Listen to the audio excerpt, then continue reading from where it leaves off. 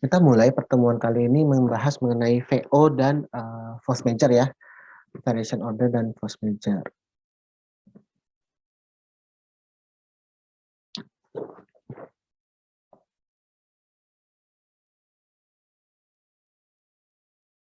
Nah, ini ada sebuah studi kasus ya. Jadi ada kontraktor A yang berkontrak untuk melakukan pekerjaan gudang ya untuk employer B. Konsultan A MK-nya kemudian memberikan pemberitahuan tertulis kepada kontraktor A bahwa pekerjaan struktur baja telah diberikan kepada kontraktor lain ya kan oleh pemilik proyek. Konsultan MK menganggap ini sebagai VO. Kalau diberikan ya berarti artinya kan terjadi pengurangan ya. Ini VO-nya itu adalah pengurangan, bukan penambahan item pekerjaan. Nah, isunya di sini tentu kontraktor merasa, loh harusnya kontrak awalnya ini nilainya adalah sekian, tapi karena ada item pekerjaan yang kemudian diberikan kepada subkontraktor lain oleh pemilik proyek, maka terjadi pengurangan ya kan untuk kerjaan struktur bajaknya. Apakah kontraktor akan menerimanya begitu saja ya? Nah, meskipun konsultan MK mengeluarkan VO, tetapi hal ini sebenarnya di luar kekuasaan dari klausul VO. Karena terkait dengan klausul VO sendiri, umumnya itu harus ada kesepakatan dari kedua belah pihak. Tidak bisa serta-merta hanya dari satu instruksi saja, kemudian mengeluarkan gitu ya. Karena kalau indikasinya kepada kontraktor ya tentu hal ini akan yang merugikan kontraktor gitu kan ya. Nah, mengurangi volume pekerjaan dengan tujuan diberikan ke kontraktor lain ini tentu merupakan pelanggaran kontrak apabila tidak disetujui oleh si kontraktor sebelumnya ya. Dan oleh karenanya kontraktor berhak untuk mengakhiri kontrak secara sepihak dan menerima ganti rugi.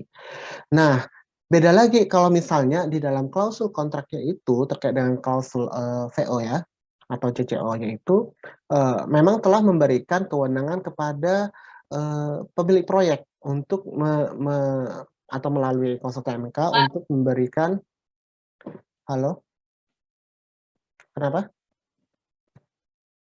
Nggak ada ya?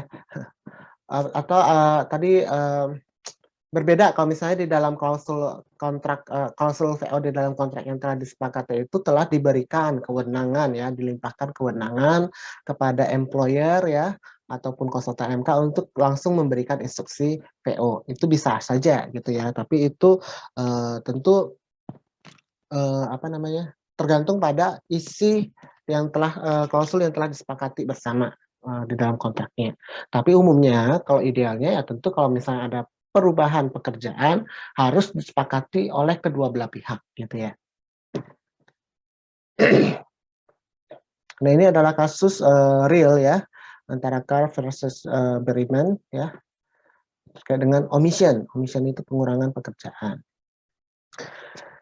Nah, VO itu mengapa kok bisa terjadi? Nah, ini umum karena memang kita tidak bisa memungkiri lah bahwa konsultan perencana atau desainernya itu memang belum menyelesaikan gambar ya, semua gambar maupun perhitungan desain secara matang ya, secara komplit sebelum kontrak ditandatangani. Sehingga akibatnya apa? Akibatnya seringkali kontraktor itu di lapangan pada saat melaksanakan pekerjaannya itu kemudian menerima gambar revisi. Nah, gambar revisi ini kan berbeda dengan perhitungan awal ya, sesuai dengan tender. Nah, inilah yang kemudian menjadi dasar dari VO gitu ya. Kemudian pemilik proyek mengubah keinginan mereka sebelum proyek selesai.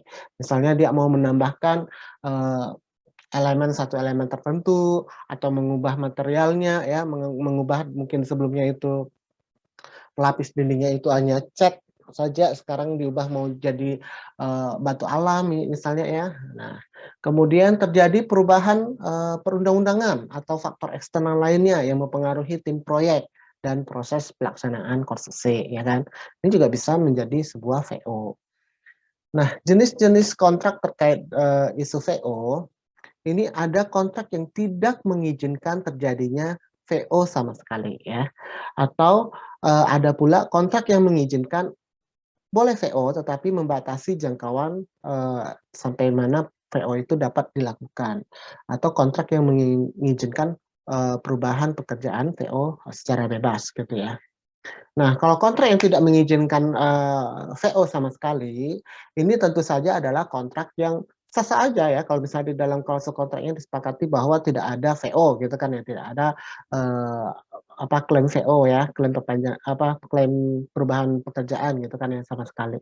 Tapi ini harus menjadi, kontraktor harus mampu mengidentifikasi resikonya, "Oh, ternyata ini kontrak yang pekerjaan yang mau saya ambil ini tidak mengizinkan VO sama sekali." Maka dia harus kemudian memperhitungkan aspek resiko terkait dengan VO gitu ya. Atau ya dia harus benar-benar mempertimbangkan bahwa memang gambarnya itu sudah komplit dan mateng gitu ya, jadi tidak perlu ada VO sama sekali. Yang kedua itu boleh VO tapi membatasi, seberapa besar sih VO itu bisa dilakukan. Nah, ini yang umum yang dilakukan ya, pada prakteknya bahwa kedua belah pihak setuju, oke, boleh VO tapi dibatasi, misalnya maksimum VO itu adalah plus minus 10% dari nilai kontrak ya, secara keseluruhan.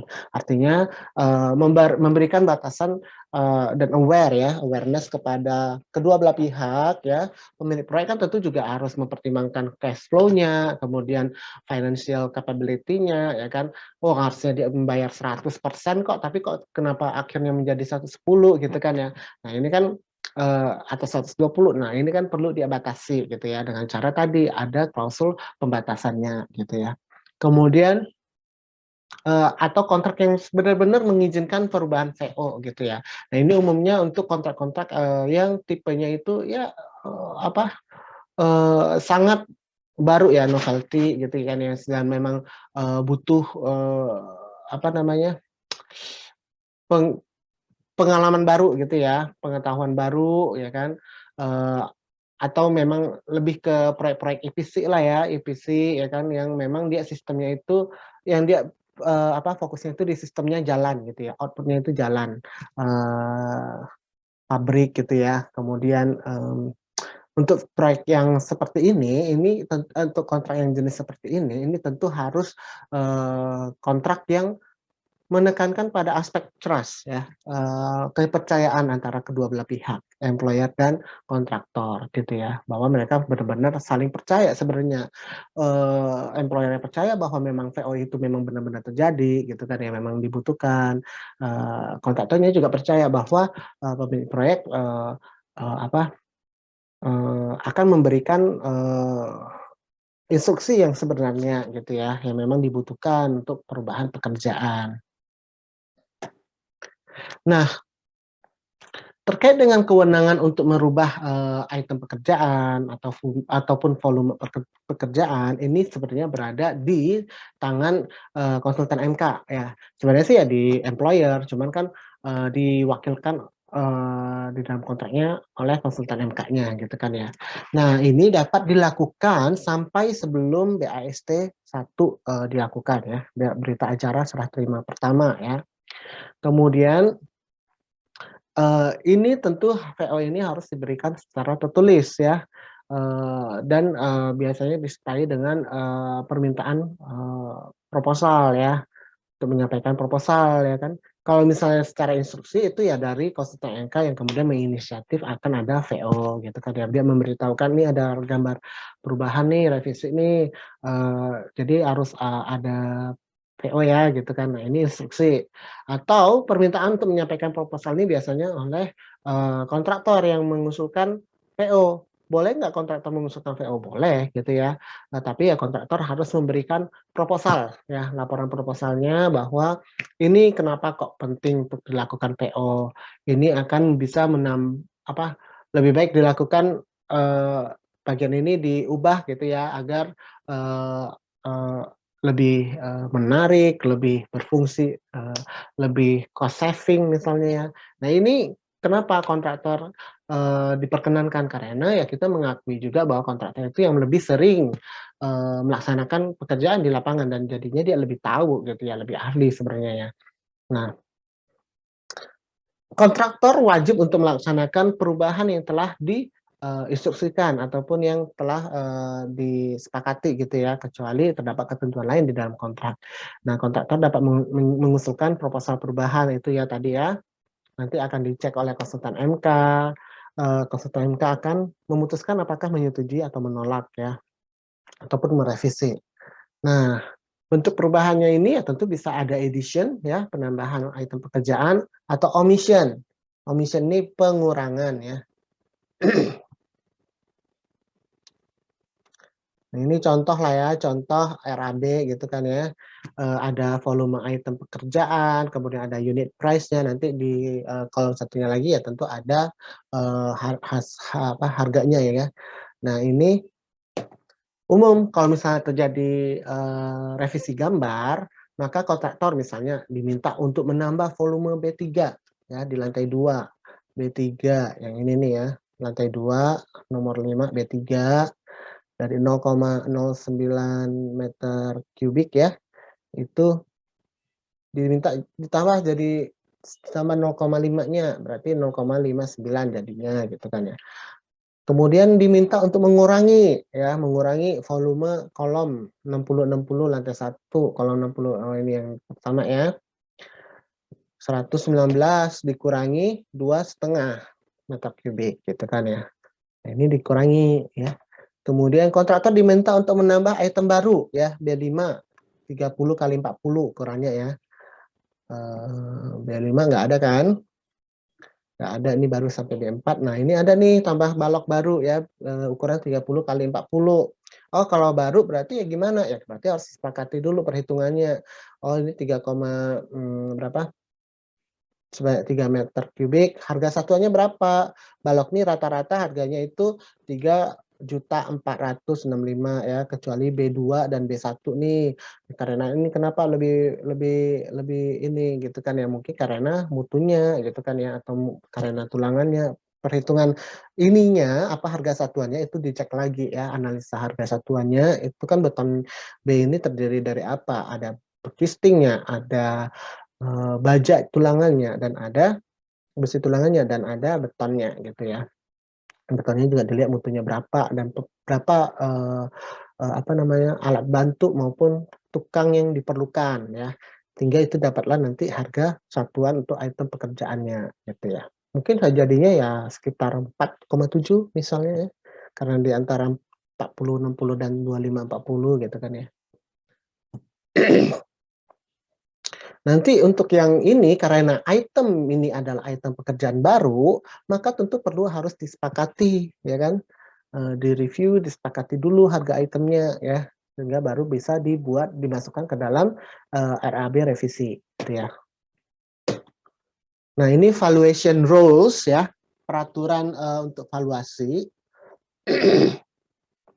Apabila item pekerjaan baru tersebut sama atau memiliki karakter yang serupa dan dilaksanakan dalam kondisi yang sama atau serupa dengan item pekerjaan yang sudah ada dalam BYQ, maka harga satuan yang berlaku adalah harga satuan yang di dalam BYQ ya, untuk item yang serupa atau sama tersebut.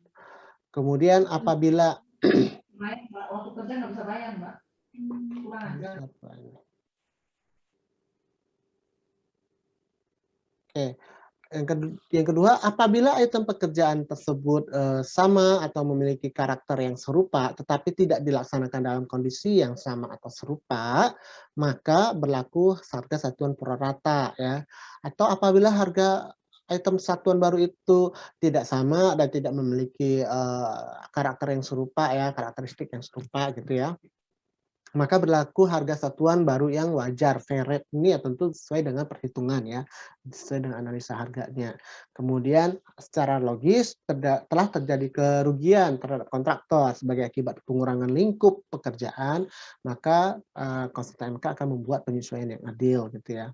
Tapi kalau terkait yang ini sih depend ya, ini tentu tergantung dengan klausul, ketentuan di dalam klausul VO-nya sendiri gitu ya.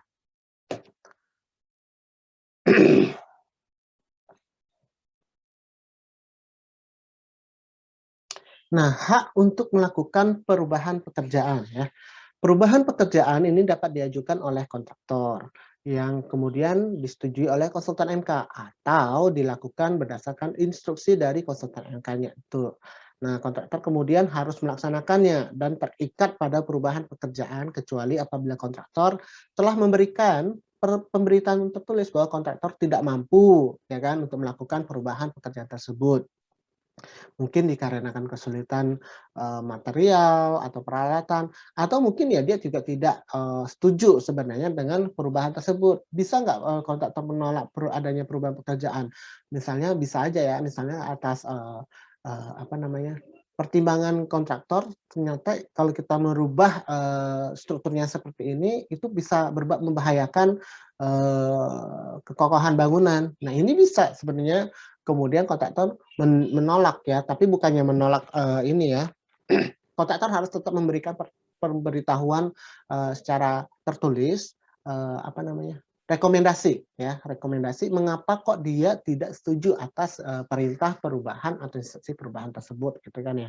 Oh, kalau misalnya ini diubah, diomit itu akan membahayakan struktur misalnya kan atau seperti apa gitu ya. Nah, konsultan MK ketika menerima pemberitahuan ini tentu harus memutuskan ya, tadi untuk membatalkan, atau menetapkannya atau memberikan alternatif lain gitu ya. Yang termasuk dengan perubahan pekerjaan umumnya adalah perubahan kuantitas item pekerjaannya ya. Jadi volumenya yang berubah gitu ya, itemnya sih sudah ada gitu kan ya. Kemudian perubahan kualitas ya, ataupun karakteristik lainnya ya. Ini yang tadi saya maksud karakteristik itu ya kualitas, bentuk dan lain sebagainya ya. Nah ini, misalnya beton mutu, 300 diubah menjadi beton mutu 250 ya, atau 250. Nah ini kan kualitasnya, meskipun volumenya sama gitu kan ya. Nah ini kualitasnya yang berbeda. Kemudian perubahan elevasi, harusnya di gambarnya itu tinggiannya itu 3 meter, tapi menjadi 2,8 gitu kan ya. Posisi bergeser misalnya ya, dimensinya berubah gitu ya. Nah, kemudian penghilangan bagian pekerjaan ya, kemudian penambahan pekerjaan ya, material atau jasa yang dibutuhkan, ataupun perubahan tahap pekerjaan atau waktu, pelaksanaan pekerjaan. Nah, memang kalau perubahan pekerjaan ini pasti akan berdampak ya pada waktu ya, aspek waktu. Cuman kalau misalnya tidak terlalu berdampak, besar sih umumnya ya tidak ada klaim perpanjangan waktunya. Tapi kalau misalnya, VO-nya ini banyak dan besar ya volumenya, tentu itu misalnya omit lah, omit, satu struktur bagian gitu kan ya, tidak jadi nih, apa ya namanya, misalnya ruang genset lah nggak jadi dibikin. Nah ini kan satu, item yang besar sendiri ya, dan itu juga sebenarnya ada, perhitungan waktunya di dalam, schedule, proyek. Nah ini kan juga menjadi berubah gitu ya. Pada prinsipnya kontraktor tidak diperbolehkan melaksanakan perubahan pekerjaan apapun kecuali dan sampai diinstruksikan atau disetujui oleh konsultan MK secara tertulis gitu ya. Jadi memang kontraktor sebaiknya ya tidak melakukan perubahan itu dan tapi umumnya sering ya, oh konsultan MK sudah memberikan instruksi secara lisan, kemudian mau dilaksanakan oleh kontraktor, dilaksanakanlah oleh kontraktor, tapi belum ada instruksi secara tertulisnya. Nah ini juga menjadi problem nih kalau misalnya, eee, apa, ada dispute atau konflik lah ya, misalnya nantinya tidak dibayarkan, "Loh ini tidak ada instruksi secara tertulis," gitu kan ya, terkait dengan perubahan pekerjaannya itu, gitu kan. Atau nanti ya "Oh maksud saya tidak seperti itu," kata si, konsultan MK. Kan kita agak susah ya menerjemahkan, eee, instruksi lisan dan tertulis gitu kan ya, lebih baik ya memang secara tertulis gitu ya.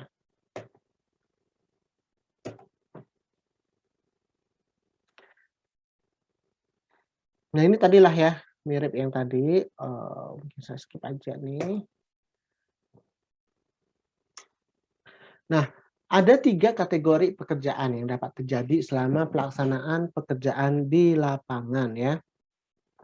Ada yang dimaksud dengan yang disebut dengan pekerjaan terukur atau measured work ya. Nah ini apabila terjadi perubahan pekerjaan, maka itu pekerjaan dapat dengan layak dihitung atau diukur dan harga satuan, di dalam kontrak menjadi berlaku ya.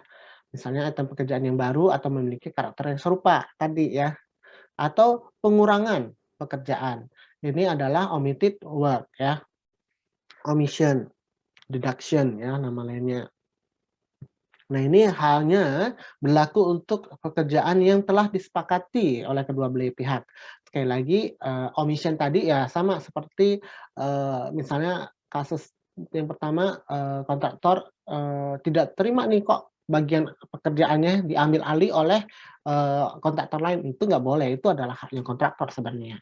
Nah, ini kecuali boleh dilakukan kecuali ada kesepakatan terlebih dahulu ya, yang disetujui oleh kontraktor bahwa, oh mungkin ini spesialis, struktur baja, dia yang lebih tahu gitu kan ya. Kemudian dijadikanlah mungkin bisa dijadikan sebagai subkonnya si kontraktor utama gitu kan ya. Atau pekerjaan yang tidak terukur, unmeasurable work ya. Ini apabila terjadi perubahan pekerjaan, item tersebut tidak dapat dihitung dengan metode pengukuran yang sebagaimana mestinya ya, sehingga harus dihitung berdasarkan, harga borongan harian ya, day works, basis ya. Nah, ini umumnya untuk pekerjaan-pekerjaan, tambahan yang sebenarnya itu, di luar, skupnya kontrak, tapi misalnya, saya pernah nih misalnya, apa, bangun sesuatu tapi kan kemudian merembet ke tetangga-tetangga gitu ya, misalnya ya. Nah, itu kemudian, ada pekerjaan perbaikan. Nah, ini kan unmeasurable work bisa dihitung sih sebenarnya, cuman kan kita tidak anggap itu sebagai masuk ke dalam skop pekerjaan, proyek kita ya, tapi kita karena, oh itu terdampak misalnya retak atau apa, nah itu harus diperbaiki. Nah, itu ya udah hitungannya borongan harian aja gitu ya. Nah, tapi ini umumnya ya tidak menjadi kalau yang kasusnya ini karena ini kan kasus, apa, kelalaian kontraktor ya. Nah, ini tentu, menjadi, kewajiban kontraktor ya kan, tanggungannya kontraktor. Tapi kalau misalnya, yang menjadi, tanggungan, pemilik proyek misalnya tuh, di satu proyek lokasi dia proyeknya ini, tapi kemudian oleh warga sekitar, atas kesepakatan dengan warga sekitar, pemilik proyek kemudian meminta kontraktor untuk membangun satu, katakanlah musola atau apa gitu ya. Nah, ini kan sebenarnya item di luar gitu kan ya.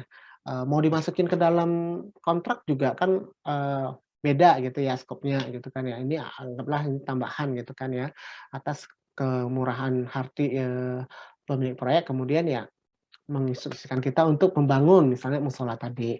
Ya udah dibangun. Nah, ini kan bisa kita kemudian kontraktor klaim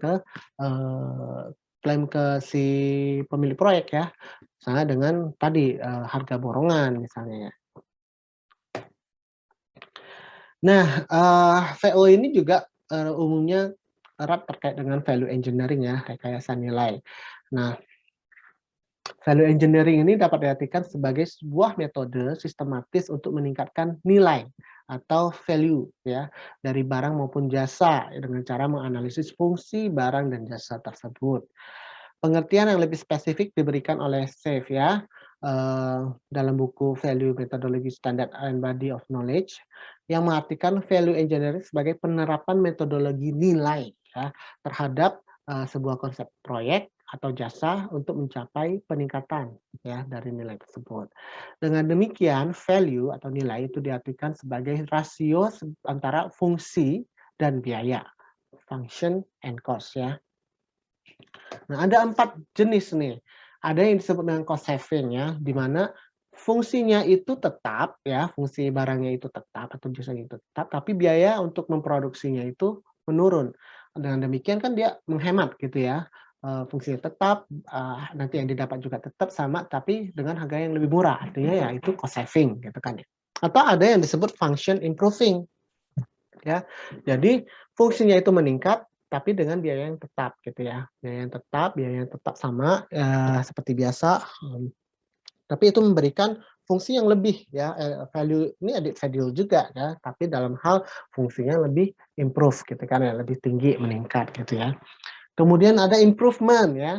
Nah, improvement ini, meskipun kita kemudian perlu menambah biaya ya, biayanya meningkat, tapi fungsinya juga meningkat gitu kan ya. Mungkin fungsinya meningkat berkali-kali lipat. Nah, ini, juga bisa saja terjadi gitu kan ya. Atau ada yang disebut innovation di sini, yaitu di mana kita dengan justru harga yang semakin menurun, tapi fungsinya semakin baik ya, semakin meningkat. Misalnya ya kita ya ini umumnya terkait dengan teknologi ya, apalagi television ya, smartphone gitu kan ya, ini kan harganya semakin lama semakin menurun, tapi fungsinya semakin meningkat gitu kan ya, ini innovation gitu ya. Nah kemudian, ini, grafik ini menggambarkan bagaimana, pengaruh biaya ya terhadap, waktu gitu ya. Di dalam pelaksanaan pekerjaan. Seperti yang kita ketahui biasanya ya sebelum proyek itu dilakukan ya tentu ada, tahap, studi kelayakan ya kan, front end lah ya, front end planning, kemudian ada tahap, planning-nya ya secara detail planning, kemudian ada tahap konstruksi dan ada tahap closing-nya ya, serah terima. Nah ini, eee, penga apa, secara umum memang biaya yang dikeluarkan itu kan tiap tahap itu adalah yang biru gitu kan ya. Tapi kita dapat yang merah ini menggambarkan potensi untuk apa namanya, mengubah ya, potensi untuk, eee, me menekan biaya. Potensi untuk menekan biaya ini ternyata paling tinggi itu berada di tahap-tahap awal ya, tahap front end maupun, planning-nya ini. Ya, tapi semakin ke belakang, semakin, selesai proyek ya udah kita tidak punya lagi, kemampuan untuk merubah, atau menekan biaya ya atau, tadi melakukan value engineering. Makanya value engineering itu paling, sangat disarankan itu dilakukan sejak awal ya, sejak awal-awal tahap, perencanaan itu sudah dilakukanlah value engineering ya, karena itu di sanalah terdapat potensi untuk menekan ya, biaya, eee maupun untuk meningkatkan function dari atau value dari, sebuah aktivitas, gitu. Dalam kontrak konstruksi ya, kontraktor itu diperbolehkan sebenarnya untuk mengajukan, value engineering tadi ya, miriplah seperti VO tadi ya kan. Nah, ini disebut dengan proposal value engineering ya kan. Misalnya ini mempercepat penyelesaian pekerjaan, mengurangi biaya pelaksanaan atau biaya pemeliharaan. Nah, kalau ini kan biaya ini umumnya terkait VO-nya nih, ya kan, ada item pekerjaan yang dikurangi ataupun, seperti apa gitu ya. Atau meningkatkan efisiensi, ya kan, nilai bagi pemilik proyek ya, ketika pekerjaan selesai. Nah, proposal dan penyiapan metode value engineering ini akan menjadi, tanggungannya si kontraktor. Tapi value engineering ini tentu akan, punya dampak gitu kan ya, sehingga itu kemudian, eee, kontraktor harus bertanggung jawab atas, perubahan, desain pekerjaan tersebut gitu ya. Dan ketika kontraktor mengajukan value engineering ini tentu harus disepakati ya, direview oleh konsultan, MK-nya, oleh konsultan perencananya, oh ini memang benar atau tidak ya, karena kenapa kok kontraktor diberikan hak untuk value engineering, karena kan kontraktor yang lebih sering melaksanakan di lapangan misalnya kan ya, dan ini mungkin dia punya, eee, teknologi terbarukan ya, yang terbaru gitu ya, untuk dapat diterapkan sehingga tadi mempercepat penyelesaian gitu ya, mengurangi biaya dan lain sebagainya. Nah ini sebaiknya hanya dilakukan oleh kontraktor yang berpengalaman dengan tipe dan karakteristik proyek yang sedang dikerjakan. Jadi artinya kontraktornya ini sudah memang pemain yang ahli gitu ya, atau punya banyak pengalaman untuk proyek yang serupa gitu ya. Nah, atas, value engineering ini kan tentu konsultan MK akan memutuskan berapa sih nominal yang, persentase lah atau nominal ya yang, diterima oleh kontraktor atas proposal value engineering tersebut. Kemudian next kita bicara mengenai, prosedur perubahan ya. Nah ini juga umum sekali di dalam, kontrak itu sudah dituangkan sebenarnya, klausul atau ketentuan terkait dengan prosedur ya, prosedur perubahan pekerjaan.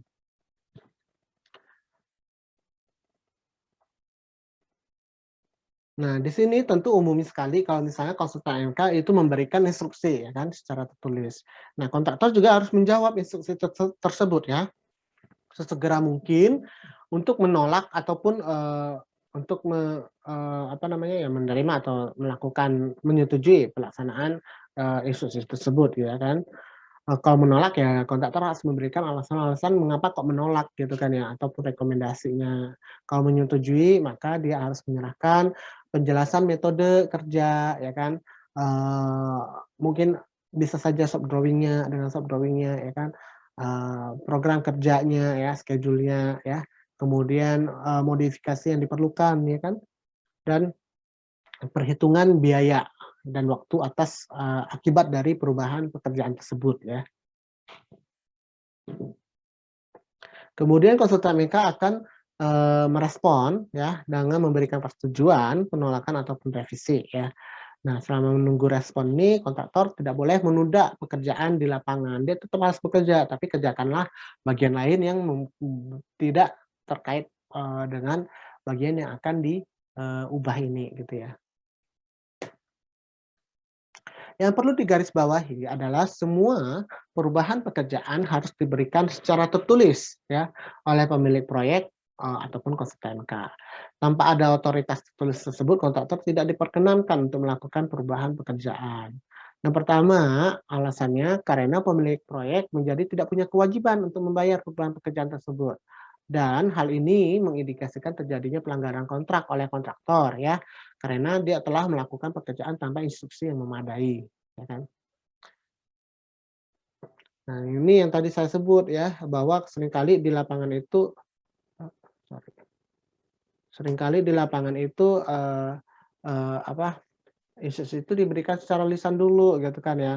Nah, ini menjadi kurang dari aspek formalitas dan, tidak bisa apa ya, tidak bisa menjadi bukti gitu kan ya, otentik untuk dapat, menyelesaikan kalau misalnya terjadi dispute di antara kedua pihak gitu kan ya. Maka dari itu, secara umum ya, eee, di dalam kontrak konstruksinya itu, perubahan pekerjaan itu harus diberikan secara instruksinya secara tertulis gitu ya.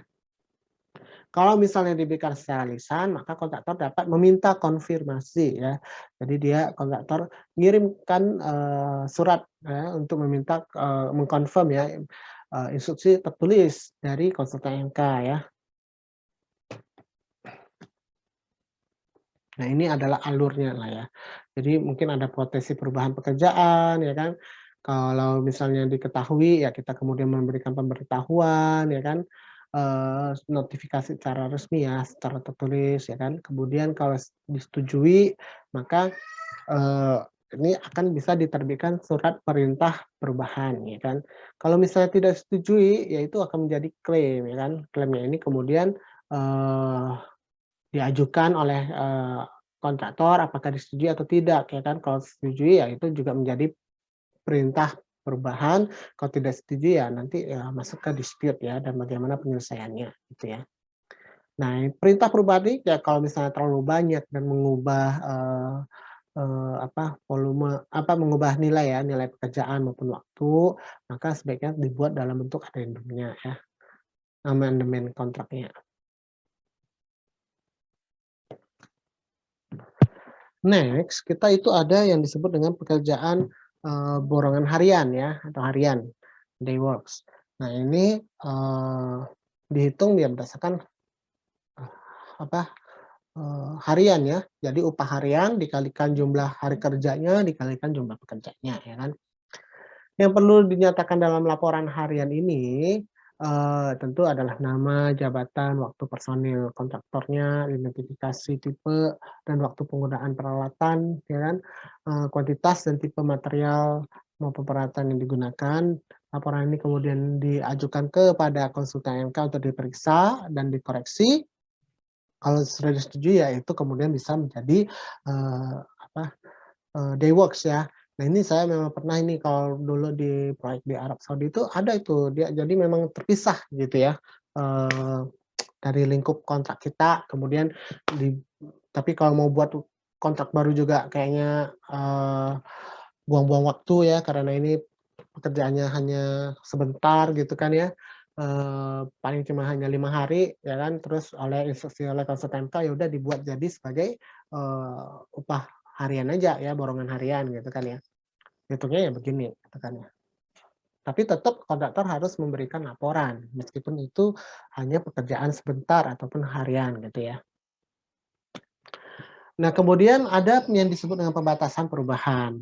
Nah, inilah yang tadi saya sebut, sampai sejauh mana sih perubahan pekerjaan itu, diperkenankan ya.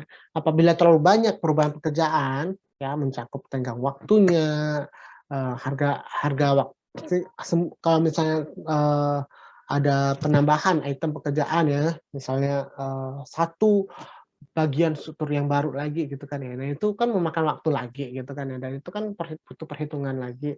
Nah, ini mungkin saja, ada aspek-aspek waktu yang sehingga harga-harga satuan di dalam kontraknya dalam analisis kontraknya itu sudah tidak, sesuai lagi ya kan, sehingga perlu dibuat, eee, kontrak baru ya kan, ataupun adendumnya kontrak gitu ya. Nah, ini lebih baik seperti itu dibandingkan hanya, eee, tidak ada, apa namanya, tidak ada dibuat addendum kontraknya ya. Jadi hanya mengacu ke nilai kontrak originalnya, itu kan, eee, tidak fair kadang ya, karena, eee, ya juga mungkin tidak fair bagi employer, tidak fair bagi kontraktor juga gitu ya. Sehingga kalau misalnya memang item perubahannya itu terlalu besar, terlalu banyak, katakanlah 10% atau 20% dari nominal kontrak, ya udah dibuatkan aja, kontrak adendumnya gitu ya, ataupun kontrak barunya. Nah, dengan adanya klausul yang membatasi, perubahan pekerjaan ini, maka kontraktor memiliki hak untuk menolak instruksi perubahan, pekerjaan yang telah melebihi batasan yang telah ditentukan. Kontraktor tidak perlu juga terekspos untuk menderita kerugian ya, akibat dari perubahan pekerjaan yang tidak dibatasi gitu kan ya. Bagi pemilik proyek, dengan adanya klausul ini, maka pemilik proyek dapat memastikan bahwa wakilnya di lapangan tidak sewenang-wenang dalam memberikan instruksi perubahan pekerjaan, ya kan? Yang dapat meningkatkan nilai pekerjaan melebihi batas yang ditentukan di dalam koridor kontraknya. Oke, ini kita skip aja. Next, kita bicara mengenai keadaan kahar ya, atau force majeure. Ada yang mau ditanyakan sebelum kita masuk ke force majeure? Nggak ada ya? Belum, Pak. Nah, kalau terkait dengan keadaan kahar, ini bahasa Indonesianya itu keadaan kahar ya, atau keadaan memaksa. Kemudian, bahasa Inggrisnya itu force majeure ya. Nah, tapi ini, apa namanya, diambil dari bahasa Prancis sebenarnya ya.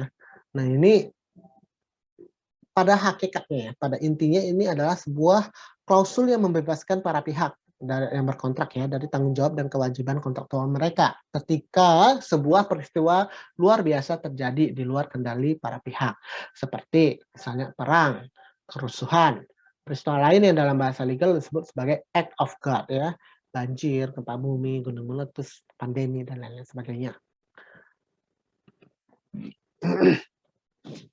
Terkait dengan, klausul keadaan kahar ini atau force majeure ini, pengalaman dari teman saya yang kerja di WIKA dulu, mereka waktu itu ada sempat, apa namanya, eee, proyek ya, proyek di, eee, di mana itu ya, yang Qaddafi itu Libya ya, ya kan?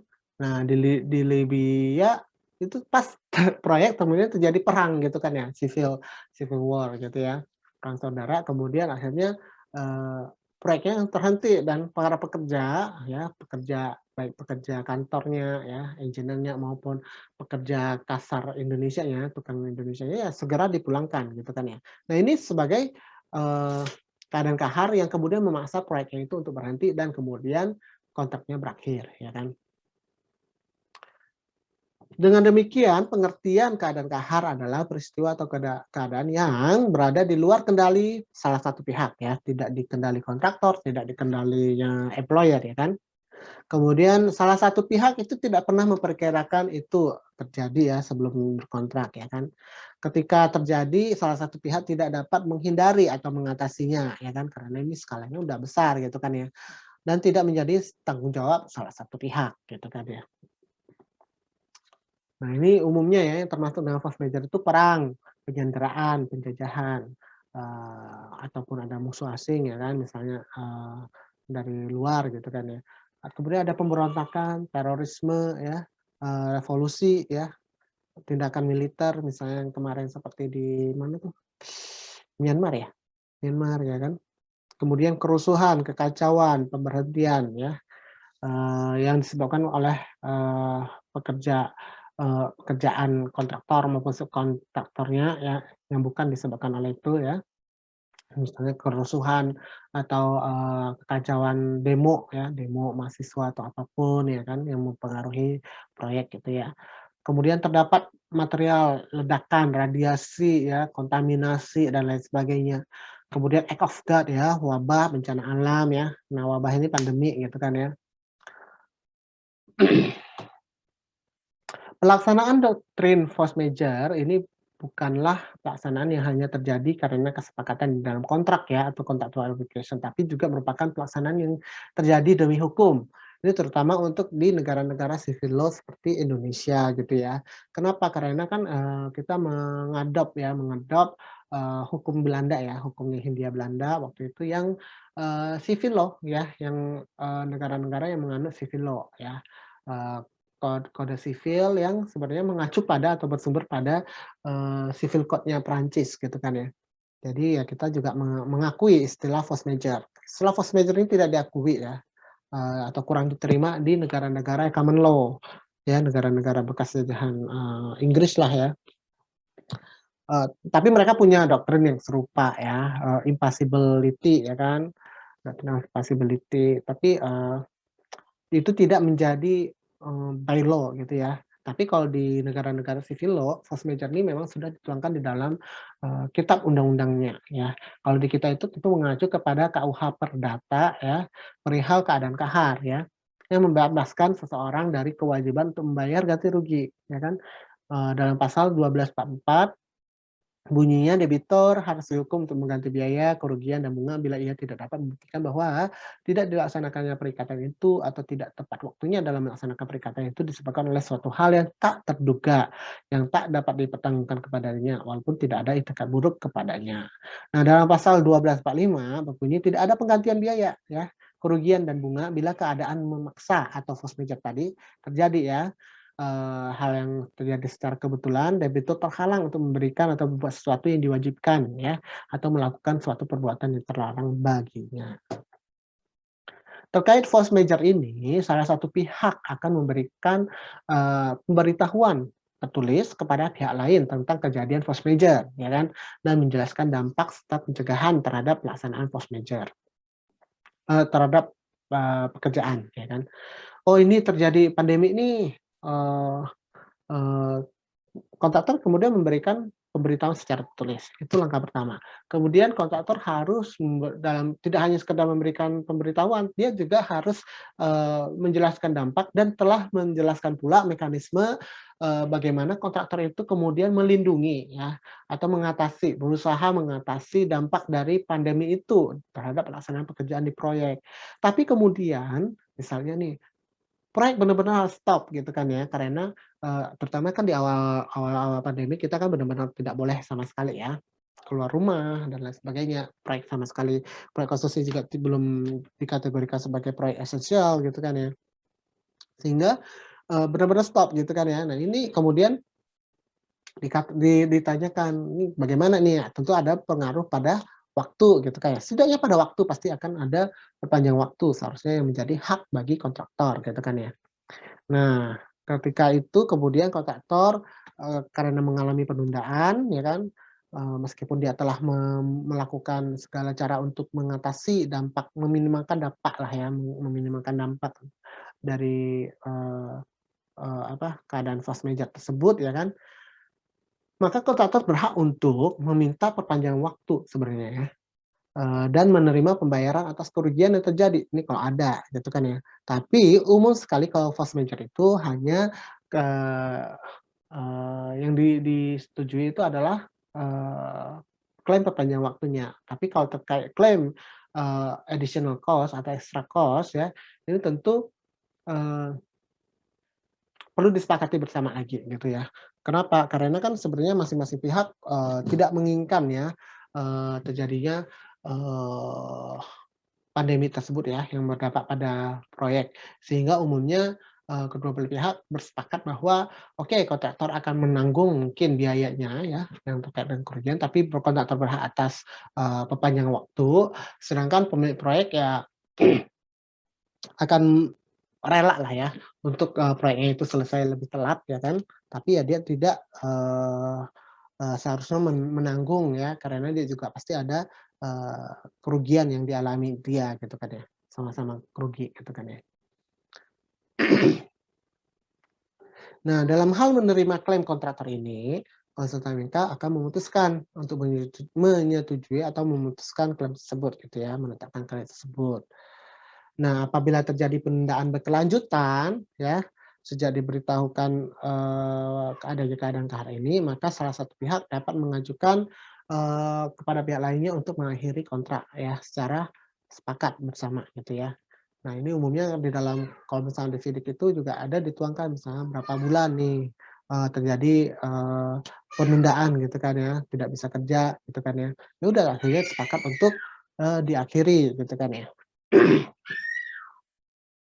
Konsultan MK tentu kemudian akan memutuskan nilai pekerjaan yang telah selesai dilakukan ya kan, dan menerbitkan sertifikat pembayaran sampai progres terakhir yang telah dilakukan oleh kontraktor misalnya.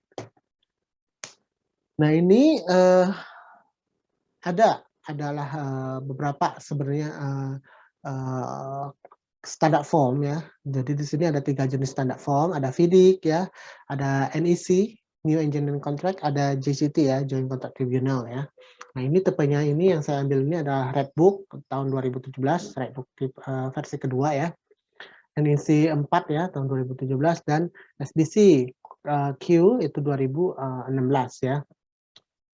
Nah, force major-nya kalau dulu di FIDIK yang versi pertama itu namanya force major, tapi kemudian di FIDIK kedua diganti namanya menjadi exceptional events gitu ya.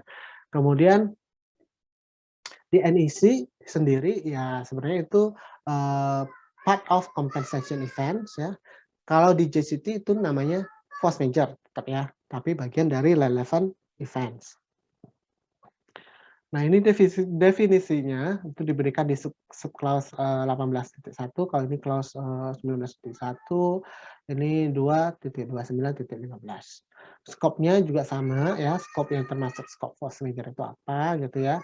Tapi apakah epidemi ya, pandemi itu kemudian disebut atau dimasukkan ke dalam kategori force major ya.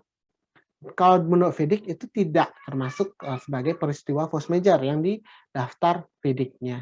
Tapi ya, pandemi itu sendiri disebut dalam klausul subclause 8.5D ya. Tapi kalau di NEC dan JCT itu sama sekali tidak ada disebutkan pandemi ataupun epidemi ya. Kalau terkait dengan notisnya ya ada di sini, kemudian notis untuk force major ya, kemudian obligation to minimize sama ya di FIDIK maupun NEC telah dimuat bahwa ketentuan bahwa kontraktor harus punya kewajiban untuk meminimize dampak dari force major-nya. Kalau di JCT itu tidak disebutkan. Konsekuensinya ya tadi dampaknya ya terkait dengan perpanjangan waktu gitu kan ya. Termination-nya kalau misalnya itu ada pengakhiran nih kontrak ya, kalau misalnya itu berkelanjutan misalnya ya. Payment for completed work ya, yang pembayaran atas pekerjaan yang telah selesai, yang telah diprogreskan, dan release for performance under the law. Nah, kalau di FIDIK ini ada, karena FIDIK ini kan lebih ke sivil ya, untuk negara-negara sivil ya. Jadi kan dari Prancis kan. Di NEC juga ada nih, release from performance under law. Kalau di JCT tidak ada disebutkan. Ya. Nah, jadi yang dimaksud dengan force major itu ada 5 ya, 5 karakteristik. Unforeseeable, unavoidable, uncontrollable, impracticable, dan beyond responsibility. Nah, kalau terkait dengan COVID, apakah COVID ini dapat dikategorikan sebagai sebuah peristiwa force major? Karena tadi ya, di sini nih ternyata ya pandemi ya, ataupun epidemi itu tidak disebutkan ya, hampir tidak disebutkan di semua standar form. Nah, ini menjadi satu, problema bagi, praktisi ya di konstruksi. Ini bagaimana nih kita menyikapi pandemi? Apakah kontraktor kemudian berhak atas perpanjangan waktu atau bagaimana gitu kan ya, kalau misalnya tidak, dituliskan di dalam, klausul kontraknya itu sebagai, salah satu apa namanya, kategori force majeure ya, peristiwa force majeure. Nah, di sini ya kita kemudian mencoba melihat ya, oh memang, pandemi itu ya, COVID-19 itu unforeseeable ya kan, ini tiba-tiba terjadi ya kan dengan kasus pertama di Wuhan misalnya ya, kemudian segera menyebar ya kan, unavoidable ya, tidak semua sektor terpengaruh ya, terdampak ya, dan, labor intensive industry seperti konstruksi ini ya, memiliki resiko yang sangat besar ya kan. Kemudian tidak terkontrol ya tidak dapat dikendalikan oleh kedua belah pihak yang berkontrak ya. Sehingga ini kemudian kendalinya oleh pemerintah gitu kan ya. Impact practicable ya kan. Dampaknya ini, sangat mempengaruhi, kewajiban kontraktual ya kan.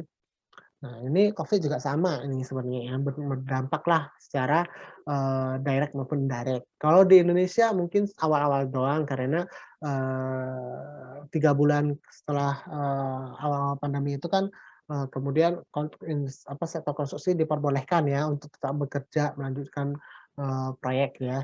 Tapi kalau di negara-negara lain ya kan, seperti Malaysia ataupun China itu kan benar-benar, kemudian ya China itu sendiri menerbitkan, surat bahwa menyatakan kalau COVID itu sebagai pandemi, bagi yang tidak perusahaan yang tidak ini ya dia bisa mendapatkan surat itu sebagai, force majeure gitu ya. Sehingga membebaskan eee,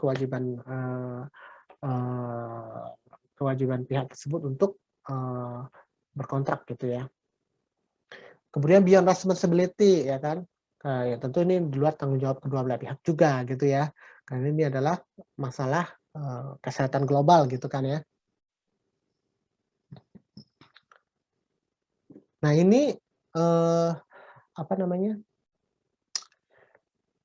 bagaimana ya, kita menyikapi, force majeure event ya. Apabila suatu peristiwa keadaan kahar itu terjadi, maka kita kemudian harus melihat ke dalam klausul kontrak kita, ya kan. Apakah ada ini klausul keadaan kahar. Kalau ada, maka kita harus mengecek apakah klausul itu valid dan enforceable. Kemudian kalau ada, kita lihat, apakah klausul itu telah mendefinisikan dan, membuat list ya, peristiwa force majeure. Kemudian kalau ada, kita lihat lagi apakah peristiwa yang terjadi ini telah termasuk ke dalam list tersebut ya, daftar, force majeure tersebut ya. Seperti pandemi ini ternyata banyak yang tidak dimasukkan ya, tidak termasuk sebagai peristiwa. Mungkin ya tidak karena jarang sekali terjadi, tidak kepikiran gitu kan ya, sehingga tidak dimasukkan gitu kan ya, sebagai event, force majeure gitu kan ya. Kalau misalnya ada, ya berarti kita dapat mengikuti, prosedur yang sesuai di dalam, prosedur force majeure ya, di dalam kontraknya. Kalau tidak ada, ya kita lihat lagi ya, apakah, apa sistem governing law kita ya, apakah kita ini civil law atau common law countries gitu ya. Kalau di civil law countries, maka force majeure provision itu may apply ya, dapat berlaku sesuai dengan, hukumnya. Karena di kita itu meskipun tadi saya sampaikan, meskipun secara kontraktual itu, tidak ini, tapi ya bisa di-dispute ya, dibawa ke pengadilan karena, secara hukum diakui ya, force majeure itu diakui. Kemudian ya kalau misalnya dibawa ke pengadilan ya tinggal masalah dari, bagaimana analisis hukum ya, legal case analysis yang diberikan oleh hakim, ya kan. Kemudian kalau di sistem, common law ya, negara-negara common law, maka doctrine of frustration ya, atau impracticability tadi may apply ya. Tapi ini juga, depend ya dengan, karena doctrine of frustration ini tidak, menjadi law gitu ya, sehingga sulit sih kalau untuk, keadaan memaksa di negara-negara common law umumnya. Oke, sekian dari saya hari ini. Ada yang mau ditanyakan terkait dengan VO maupun apa tadi, force major ya? Ada yang mau ditanyakan?